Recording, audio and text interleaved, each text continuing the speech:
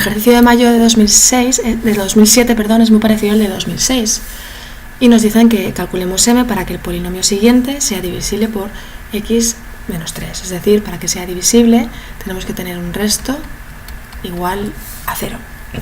Bien, si este es el vídeo primero que estáis viendo, os recomiendo que veáis primero el de 2006, que está explicado como más despacio, ¿vale? Aquí vamos a dividir por Ruffini porque este polinomio es del tipo x menos a.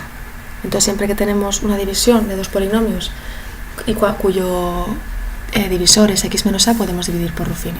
Aquí nos damos cuenta igualmente que tenemos todos los grados, x al cubo, x al cuadrado, x elevado a 1 y x elevado a 0, y los vamos a poner. Hay que observar siempre esto porque si nos faltará un grado, acordaros que hay que poner un 0 entre medias. Entonces pondríamos 1, m, menos 11 y menos 12. Si no sabéis dividir por Ruffini, os recomiendo que veáis los vídeos de teoría del aula virtual donde explicamos cómo dividir por Ruffini. Y aquí siempre ponemos a. Claro, igual que antes, que en este caso, a siempre es el opuesto que tenemos aquí, ¿vale?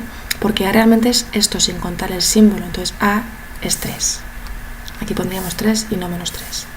Bajaremos el 1 y multiplicamos. 3 por 1, 3. Aquí sumamos m más 3, aquí multiplicamos. 3 por m, 3m, y 3 por 3, 9.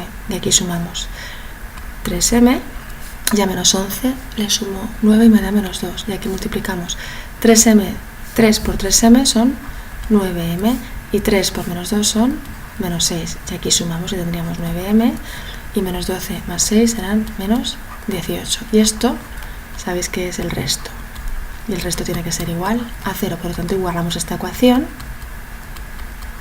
a 0 y despejamos. 9m es igual a 18 y por lo tanto m es igual a 18. El 9 pasa dividiendo, partido por 9, por lo tanto es igual a 2. Es decir, cuando m valga 2 y dividamos el polinomio por x menos 3, aquí obtendremos un 0.